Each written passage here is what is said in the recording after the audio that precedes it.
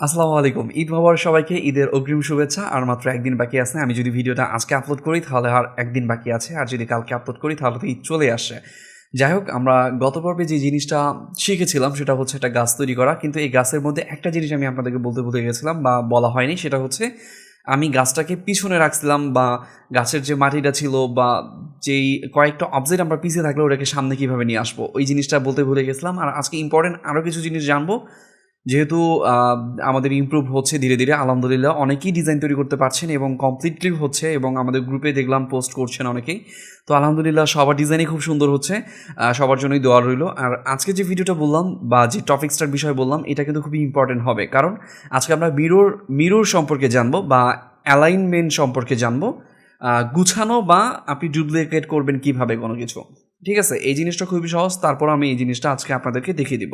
আমরা ইটু দিয়ে এখন ডিজাইনটা করতেছি। আর আমাদের ডিজাইন এই ক্লাসগুলো কতদিন করতে হবে আপনাদের, এই বিষয়টা অনেকেই জানতে চাচ্ছেন, হয়তো বা মনে মনে এখন পর্যন্ত প্রকাশ করেন নাই, কিন্তু আজকে আমরা অ্যানাউন্সমেন্ট করে দিচ্ছি আপনাদের। আলহামদুলিল্লাহ ধরতে গেলে যেহেতু প্রপারলি অনেকেই ডিজাইন তৈরি করা শিখে গেছেন বা পারতেছেন, যদ্দূর দেখাচ্ছি ওদ্দূরই কমপ্লিট করতে পারছেন। এভাবে যদি চলতে থাকে তাহলে আশা করি আপনারা 25 থেকে 26টা ক্লাসের মধ্যে আলহামদুলিল্লাহ আপনার প্রপারলি একটা ডিজাইনার হয়ে যাবেন।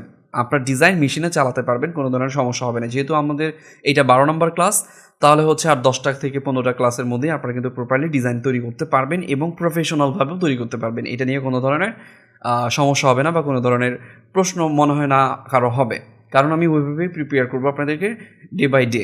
ঠিক আছে, এটা যেহেতু ফ্রি একটা কোর্স, তারপরও আমি আপনাদেরকে কোনো কিছু গোপন রাখার চেষ্টা করব না। ফিল ফ্রিভাবে সব কিছু আপনাদেরকে বলে দিব, যাতে আপনাদের কোনো ধরনের হেজিটেশন না হয়। আর কোনো ধরনের প্রবলেম হলে আমি তো আসি।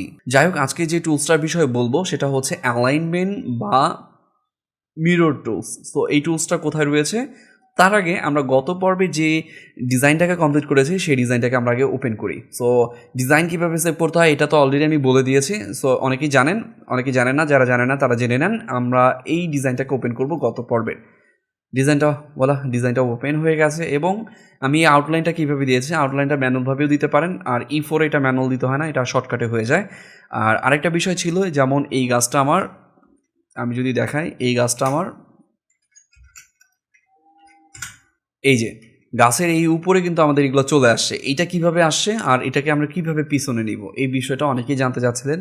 তো এইটা খুবই সহজ, খুবই ইজি। আমি প্রথমেই এই জিনিসটাকে আপনাদেরকে দেখিয়ে দিই। এটা কীভাবে করবেন, এটা অনেকভাবে করা যায়। আমি সিম্পলভাবে আপনাদেরকে প্রথমে বুঝাই দিই, তাহলে আপনারা বুঝে যাবেন। কঠিনটা আর বুঝাইলাম না।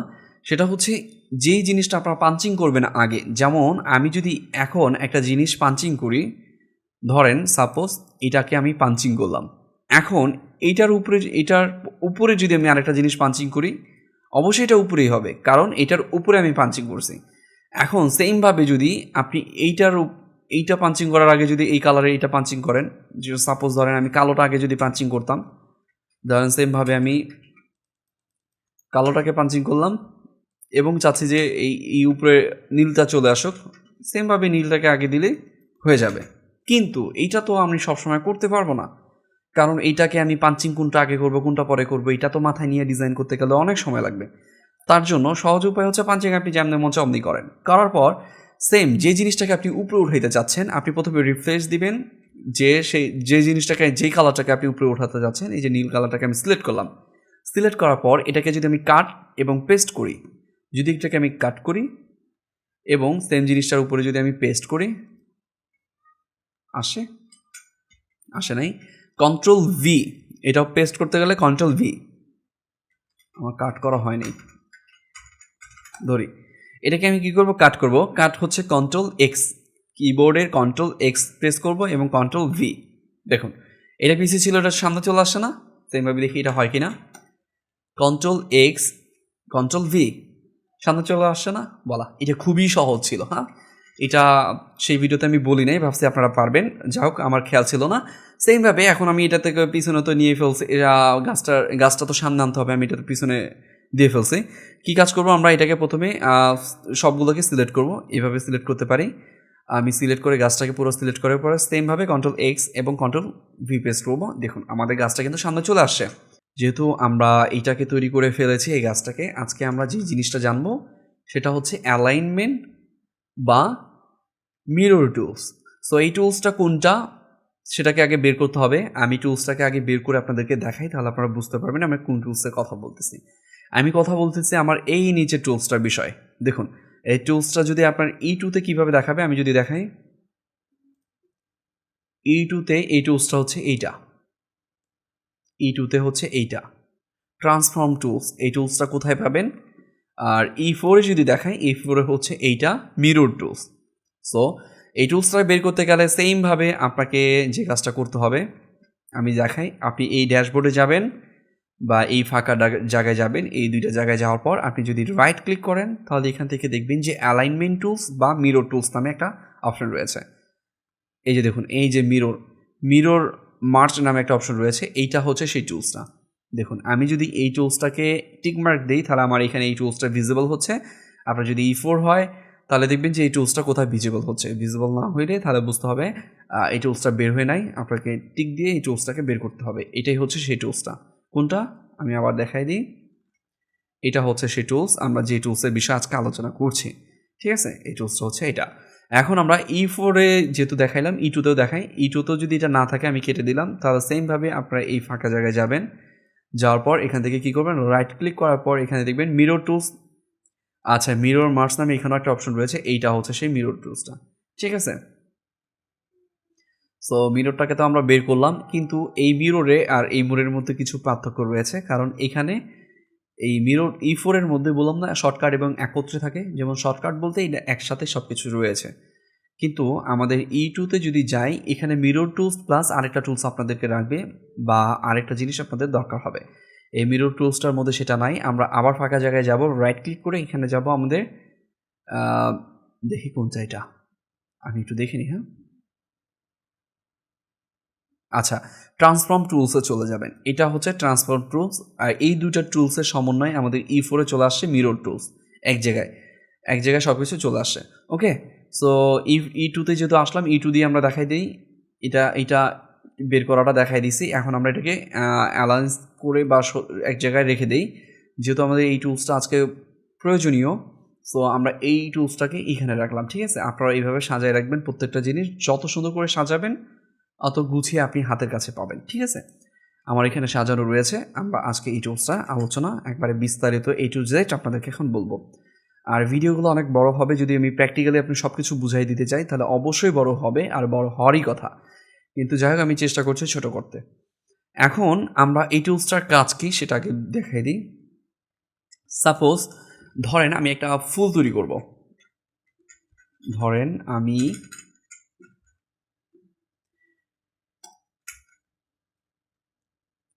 এইটাতে দেখাবো, হ্যাঁ এটাতে দেখাই। ধরেন আমার এই ফুলটা,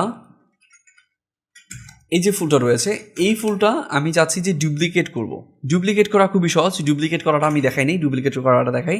আপনি জাস্ট এটাকে সিলেক্ট করবেন, যে জিনিসটা ডুপ্লিকেট করতে চাচ্ছেন ওই জিনিসটা সিলেক্ট করবেন। সিলেক্ট করে মাউসের রাইট ক্লিক করে যদি টেনে যদি আপনি এক জায়গায় নিয়ে যান তাহলে দেখবেন এটা অটো ডুপ্লিকেট হয়ে গেছে। আর E2-তে দেখি এটা হয় কি না। হ্যাঁ, E2-তেও সেম। আপনি জাস্ট সিম্পল এটাকে ধরবেন, সিলেক্ট করবেন যেটাকে ডুপ্লিকেট করতে যাচ্ছেন, এটাকে ধরে রাইট ক্লিক করবেন। রাইট ক্লিক করবেন, রাইট ধরে টেনে যদি আপনি এখানে নিয়ে যান বা অপশন বাটনটা বা রাউন্ড বাটনটাকে ধরে যদি আপনারা নিয়ে আসেন তাহলে দেখবেন যে এটা ডুপ্লিকেট হয়ে গেছে। সো এটাও জানতাম না অনেকে, আমরা এটা অলরেডি আমরা জেনে গেলাম। তাহলে ডুপ্লিকেট কীভাবে করব এই বিষয়টাও জেনে গেছি। এখন এটাকে আমরা মিরর টুলস বা অ্যালাইনমেন্ট টুল দিয়ে কীভাবে এটাকে ঠিক করব বা কী করব বা এই টুলসের কাজটা কী। এখন দেখুন এই যে এই গাছের পাতাটা রয়েছে, আমি যদি এটাকে ডুপ্লিকেট করি, এই যে আমি ডুপ্লিকেট করে নিয়ে আসছি, এখানে আসার পর আমি চাচ্ছি যে এই পাতাটাকে আমি কি করব, একবারে উল্টে দিব, এভাবে দিব। দেখুন উল্টাইতে পারলাম না খুব ইজিলি। এটা কিভাবে উল্টাইলাম, এটা খুবই সহজ কিন্তু। হ্যাঁ, আমি এটাকে কিভাবে উল্টাইলাম, আপনারা উল্টাইতে চাইবেন আরে উল্টে না কেন, এটা খুবই সহজ। আমি যে উল্টাই ফেলছি এক ক্লিকেই। আবার এটাকে উপর নিচও করা যায়। আমি যদি উপর নিচ করতে চাই উপর নিচও করতে পারবো। এটা খুবই ইজি, খুবই সহজ, এটা আমাদের অনেক কাজে লাগে। এই যে দেখুন এই জিনিসটা খুব ইজি হলো না, কিভাবে করলাম সব জিনিসটা এখন দেখাই দিই। প্রথমে যে অবজেক্টটাকে আপনি ডুপ্লিকেট করতে যে অবজেক্টটাকে আপনি মিরর করতে যাচ্ছেন বা যে অবজেক্টটাকে আপনি সাইড থেকে অন্য সাইডে নিয়ে যাচ্ছেন, এটাকে মিররই বলা হয়। হয়তো আমাদের টুলসটার নাম হচ্ছে অ্যালাইন্সমেন্ট টুলস, কিন্তু আমাদের এটা মিরর করতে হবে। ঠিক আছে, যেটাকে মিরর করতে যাচ্ছি সেই অবজেক্টটাকে আমাদের প্রথমে সিলেক্ট করতে হবে। সিলেক্ট করলাম, করার পরে আমরা যদি এই মিরর টুলসে যদি যাই, তাহলে আমাদের এই টুলসের মধ্যে পরপর তিনটা ধাপ রয়েছে বা তিনটা কাজ রয়েছে। প্রথম কাজ হচ্ছে 1 নাম্বার যেটা রয়েছে, এটা মিরর করা, মানে আমরা পক্ষে যেটা থাকবে সেটা বিপরীতে নিয়ে যাবে। আমরা যদি প্রথমটাকে সিলেক্ট করি তাহলে দেখবেন যে এটা একটা মিরর আসার জন্য একটা লাইন চলে আসছে। সো এটাকে আমরা যদি এইভাবে ধরে মার্জিন একটা চলে আসে, মার্জিনের অপোজিটে নিয়ে যাই, তাহলে এটা অটোমেটিক একটা ডুপ্লিকেট মিরর হয়ে যায়। সো এটা হচ্ছে প্রথমটার কাজ। এখন হচ্ছে দ্বিতীয়টার কাজ কি? দ্বিতীয়টার কাজ আমরা করতে গেলে অবশ্য প্রথমে সিলেক্ট করতে হবে অবজেক্টটাকে। সিলেক্ট করার পর সেম যদি দ্বিতীয়টাতে যাই, এটাতে একটা মার্জিন দেওয়া আছে, এটা আপ ডাউন, মানে উপরে থাকবে এটাকে নিচে নিয়ে যাবে, বা নিচে থেকে উপরে ডুপ্লিকেট করে দেবে। তো সেমভাবে আমরা এখানে যদি একটা ক্লিক করি, তাহলে এখানে একটা মার্জিন চলে আসছে। মার্জিন অনুযায়ী যদি আমরা এখানে ক্লিক করি, তাহলে দেখবেন এখানে আমাদের ডুপ্লিকেট হয়ে গেছে। তো এটা খুব ইজি না? খুবই সহজ। ইটুতে এখন দেখাই সেমভাবে আমি এটাকে ডুপ্লিকেট করতে চাই, বা এটাকে আমরা যদি একটু ঠিক করে নেই, এটাকে আমরা এইভাবে দিলাম। সো ধরেন এটাকে আমরা ডুপ্লিকেট করতে চাচ্ছি, তাহলে কীভাবে করব? সেমভাবে এটাকে ডুপ্লিকেট করতে গেলে অবশ্যই আমাদেরকে এটাকে সিলেক্ট করতে হবে। প্রথমে সিলেক্ট করলাম, সিলেক্ট করার পর যে মার্জিন টুলসটা রয়েছে আমাদের এই টুলসে এখানে যাব। কিন্তু E4 যেটা শর্টকাট বললাম, E4 একসাথে আপনার একটা অবজেক্ট দুইবারেই হয়ে যায়, মানে আপনাকে ডুপ্লিকেট করতে হয় না। E2তে কী করতে হবে? আপনার প্রথমে এটাকে ডুপ্লিকেট করতে হবে। সেমভাবে ডুপ্লিকেট করবেন কীভাবে? সেম উপায়, আপনি হাতের মাউসের রাইট ক্লিক করে টেনে নিয়ে এসে নিচে রাখবেন। নিচে রাখার পর যদি এখান থেকে আপনি উপরে দিতে চান উপরে দিতে পারবেন, এবং রাইট করতে চাইলে রাইট, লেফট, রাইট এবং উপর নিচ। খুব সহজ না? আমি কোনটা দিয়ে করলাম আপনাকে দেখাই দিই। এই যে এই টুলসটা দিয়ে করতেছি, এই টুলসটাতে একটু আগে আমরা বের করা শিখে গেছি। সো যাই হোক, এটা আমাদের শেখা হয়ে গেল। এখন আমরা চাইলে যে কোনো জিনিস ডুপ্লিকেট করে রিপিট করে নিতে পারবো খুব সহজে। ঠিক আছে, এখন এটা হয়ে গেল।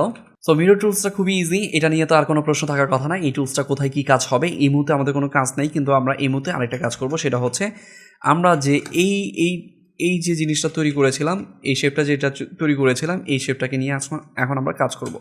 সেটা হচ্ছে আমরা ইনপুট বা কলাম টুলস দিয়ে কাজ করছি, ইনপুট এ দিয়ে কাজ করিনি। আজকে আমরা ইনপুট এ দিয়ে এই ডিজাইনটা তৈরি করব। ইনপুট হচ্ছে এটা হচ্ছে ইনপুট এ। সো এই ইনপুট এ দিয়ে আমরা এই ডিজাইনটাকে আজকে কমপ্লিট করতে হবে। যদি পারেন তার মানে আপনি অধিকাংশ ডিজাইনে সব কিছু পারবেন। ডিজাইনে আমাদের এগুলো চলে আসে।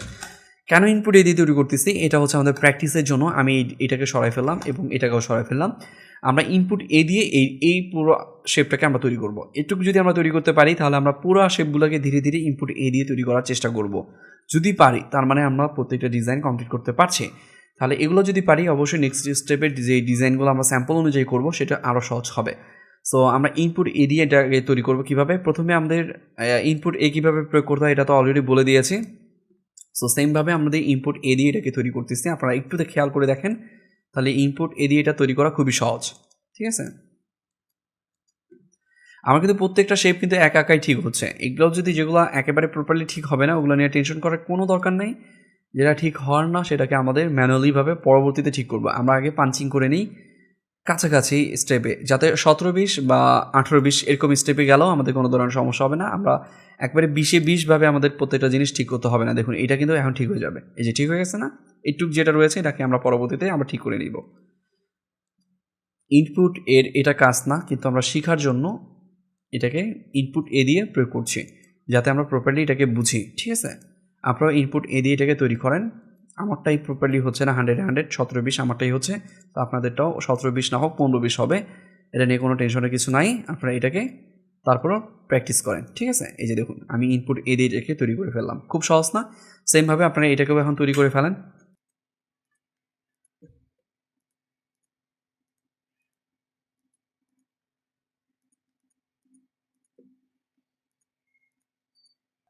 দেখুন, আমাদের ইনপুট এ দিয়ে কিন্তু আমরা এই দুইটা জিনিসকে খুবই প্রপারলি তৈরি করতে পেরেছি। তার মানে আপনারাও পারবেন। ধীরে সুস্থে এটাকে প্র্যাকটিস করেন। আজকে ইনপুট এ এই কাজটা রইল, এবং আজকে আমরা অ্যালাইন্সমেন্ট যে কাজটা করলাম, রিপিট করা, এগুলো সম্পর্কে আজকে আমরা প্রপারলি জানলাম। সো এগুলোকে আপনারা একটু প্র্যাকটিস করেন হাতের কাছ থেকে। আর যেহেতু ঈদ সামনে, বেশি কাজ দিলাম না।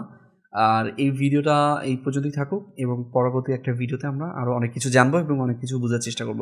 সো ধন্যবাদ সবাইকে। আল্লাহ হাফিজ।